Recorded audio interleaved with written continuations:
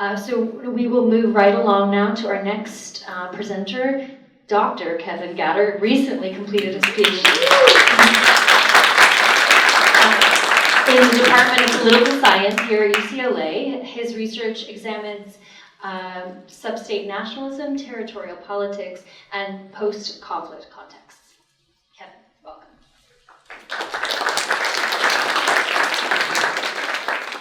All right, good afternoon, everybody. So I want to start off by asking all of you to imagine a situation where, for years, your community has been the target of hate-based violence by another group in your region. And after a peace agreement has been signed, you can still see the people who committed violence against your community everywhere in your daily life. Now, for many of us, this is fortunately rather difficult to imagine, but this is the reality for people in many parts of the world. So my project examines what happens when former combatants, who just years earlier had been committing unspeakable violence against each other, must share the same space after the conflict ends. And so the question that motivates my research is, how do individuals' experiences during civil war affect their attitudes towards members of outgroups in the post-conflict period? So during civil war, hate is quite evident and widespread because atrocities are committed against individuals based solely on their identity. But what I want to understand is what happens to this hate when we have a peace agreement that is suddenly imposed on the population. Does this hate go away, or does it manifest itself in other ways? So to investigate this, I focus on two regions that experienced civil war relatively recently, Northern Ireland and Bosnia and Herzegovina. So Northern Ireland experienced conflict over the region's political status between the 1960s and the late 1990s, a period known as the Troubles. So who here has seen the Netflix show The Dairy Girls? Excellent, okay. Fellow procrastinators, right? So you might know from that show that the major cleavage in Northern Ireland was religious identity, with Protestants who generally supported Northern Ireland remaining part of the UK in conflict against the Catholics, who generally supported Northern Ireland joining the Republic of Ireland. In Bosnia, violent conflict between the country's three main ethnic groups erupted in 1992 and lasted until 1995. In both settings, thousands of civilians were killed and many more were displaced, arbitrarily arrested, or disappeared. Both conflicts were ended by peace agreements in the 1990s, with the Dayton Accords in Bosnia in 1995, and, spoiler alert for Dairy Girls Season 3, the Good Friday Agreement in Northern Ireland in 1998. So I conducted fieldwork in Northern Ireland and Bosnia and embedded myself in the local context to gain a fuller understanding of the post-conflict dynamics. So I spent a lot of time talking to people from all walks of life about their experiences during the conflict, what they think about their former enemies nowadays, and the chance for peace. So I find a lot of similarities between post-conflict dynamics in Northern Ireland and Bosnia. So in both places, there's a lot of segregation between the groups. For instance, in Belfast, more than 90% of school children attend a religiously segregated school. And neighborhoods in many parts of Northern Ireland are also segregated by religion, which means that we have, as you can see on the screen, Catholic neighborhoods and Protestant neighborhoods.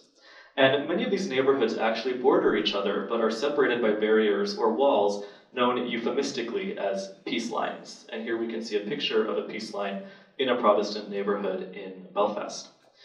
In Bosnia, we also see segregation between the three ethnic groups. So the country is split into two administrative halves, one half for the Serbian population in pink, and the other half shared by the Muslims and the Croats in blue. And we can see how these administrative divisions correspond to the ethnic divisions in the country. So each side has its own government and legal system, and the contrast between each side is immediate. You feel like you're in a totally different country once you cross the border. So on the Bosnia-Croat side, you see mosques and Catholic churches, the Bosnian flag, and signs written in the Latin alphabet. But when you cross to the Serb side, all of that disappears and is replaced with Orthodox cathedrals, Serbian flags, and signs written in Cyrillic.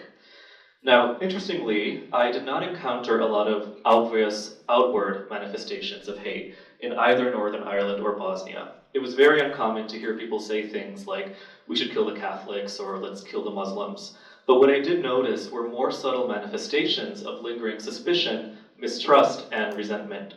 And one particular phenomenon that I observed was dehumanization, which we often understand as maybe comparing humans to animals or describing people as subhumans. But the dehumanization that I observed took another form. It involves looking at members of the other community as a monolith, or faceless others. So they are the Catholics, the Muslims, the Serbs. They're not individuals with humanity, they're collectives that represent a threat. And I think that this stems from the high levels of social segregation in both regions, which has enabled stereotypes, suspicion, and caricature to proliferate.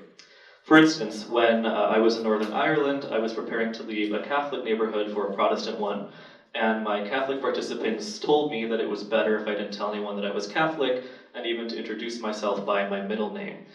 So clearly my Catholic contacts were sufficiently concerned that I might be unsafe in a Protestant neighborhood just based on my own identity. And beyond some of the more mundane daily concerns people might have, these dehumanized others also represent a threat to the group's very survival. So I'm going to share with you a quote that I gathered during an interview with an ethnic Serb when I was in Bosnia. So he told me, "Here in Bosnia, we are in danger from the Muslims and the Croats. We remember the genocide that they committed against Serbs in World War II. And now we're expected to live with these people. They've done it before, they'll do it again." So my conclusion is that people do want peace. However, some people don't envision peace as coming from coexistence and reconciliation. For many people, the way to achieve peace is through secession or separatism. More specifically, declaring their independence from their state and joining another state. So for instance, in Northern Ireland, there is a movement that seeks to unite Northern Ireland with the Republic of Ireland, and in Bosnia, there's a movement in the Serbian part of the country to secede from Bosnia and to join with Serbia. So for many people, peace can be achieved by redrawing the borders and separating themselves from others. Another conclusion that I draw is the importance of adopting and propagating a unified narrative about the period of hate and conflict in which the violence committed against a group is condemned. Now, in some cases where there was hatred directed against a group, the state has adopted a narrative condemning these actions. So for instance, in Germany, teaching children about the Holocaust is a central component of the education curriculum. And in South Africa, the political spectrum is virtually united in condemning apartheid. But in Northern Ireland and in Bosnia, there's no unified narrative on the conflict, which means that each side continues to propagate its own narrative of victimhood and othering. So here's an example. In Bosnia, Muslim children are taught that the Bosnian War was a struggle against Serbian nationalism and that the Muslims were victims of genocide. But Serb schools use textbooks that frame the Bosnian War as Serbs defending themselves against an uprising by Muslims and Croats. So we see the propagation of different narratives that fuel these continued processes of dehumanization and othering. And so this lack of narrative has important consequences not only for people's attitudes towards outgroups, but also for politics. So when there isn't a unified narrative condemning hate during the conflict, we instead see the proliferation of multiple competing narratives. This in turn leads to growing polarization, victimhood, and othering among the different groups in the population. These social barriers to coexistence can lead people to feel that they don't belong in the state or that they don't feel connected to other citizens of the state. And this makes separatism or joining another state much more attractive. So overall, my research shows that the path to building peace in the post-conflict period is not always straightforward.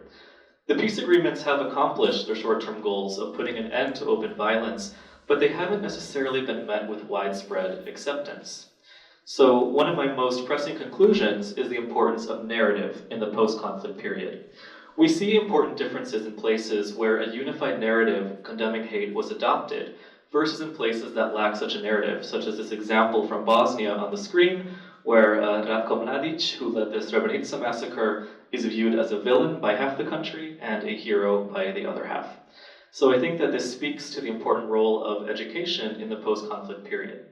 Now, many people outside in the US, at least outside this space, would probably struggle to locate Bosnia on a map, and outside of some parts of South Boston, there generally isn't a lot of interest in what happens in Northern Ireland. But there are many other examples of conflicts where borders were drawn and peace agreements were signed to put an end to bloodshed, but a lasting peace hasn't been achieved. And so a prime example of this is the ongoing conflict between Israel and Palestine. So while there have been numerous efforts to negotiate peace, we see continued violence. and each side continues to advance its own narrative of victimhood and dehumanizing the other, as we can see from these images. Of course, this happens in other conflicts as well, such as in Myanmar, Ethiopia, and Yemen. And I also want to encourage us to think about this country, the growing polarization that we are experiencing, and the competing narratives that have emerged here. So last but not least, I want to conclude with what this means for our understanding of hate. We've discussed extensively the difficulties in studying hate, not least because it's very hard to define exactly what constitutes hate, and this was an issue in my project as well. As I mentioned before, I didn't encounter a lot of outright hatred being expressed, but I did see a lot of dehumanization in many of my conversations. And left unchecked, this lingering suspicion, mistrust, and dehumanization can pave the path toward future violence.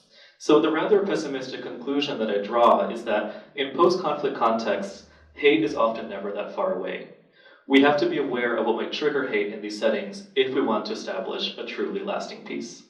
With that, I want to thank all of you for coming, and I want to thank the UCLA Initiative to Study Hate for helping me conduct this research. Thank you all.